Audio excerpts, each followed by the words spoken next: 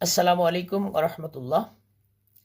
ইন্নাল হামদুলিল্লাহ ওয়াসসালাতু ওয়াসসালামু আলা মান্না নাবিয়া বাদা আম্মা বাদ। শুকর গুজার হচ্ছি সেই মহান আল্লাহ তাআলার, যিনি আমাদেরকে নিজ অনুগ্রহে মাহে রমজানের শেষ দশক অর্থাৎ নাজাতের দশক পর্যন্ত পৌঁছে দিয়েছেন।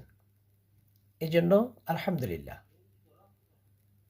লাখ কোটি দুরুদ ও সালাম পেশ করছি মানবতার মহান শিক্ষক জনাবে মুহাম্মদ রাসূলুল্লাহ সাল্লাল্লাহু আলাইহি সাল্লামের প্রতি।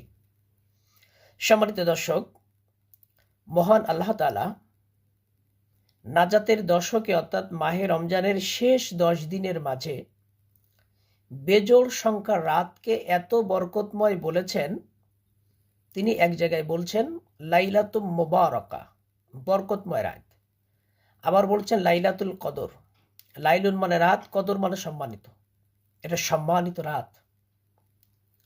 শুধু তাই নয়, আল্লাহ রাব্বুল আলামিন এই কদরের রাত সম্পর্কে বলছেন লাইলাতুল কদরি খয়রুম মিন আলফি শাহর। লাইলাতুল কদর হচ্ছে খয়রুন মানে উত্তম, মিন মানে হতেও, আলফি মানে হাজার, শাহরুন মানে মাস। হাজার মাসের চাইতে উত্তম হচ্ছে লাইলাতুল কদরের রাত। সুতরাং এই রাতটাকে কোনোভাবে হেলায় হেতায় নষ্ট করা চলবে না। এমনও হতে পারে আমরা আগামী বছর লাইলাতুল কদরের রাত নাও পেতে পারি।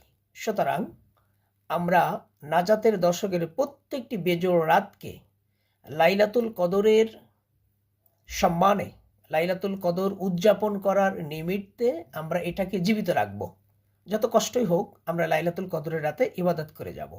আল্লাহ পাক হাজার মাসের চাইতেও উত্তম এই রাতে আমাদেরকে ইবাদত করার তৌফিক দান করুন।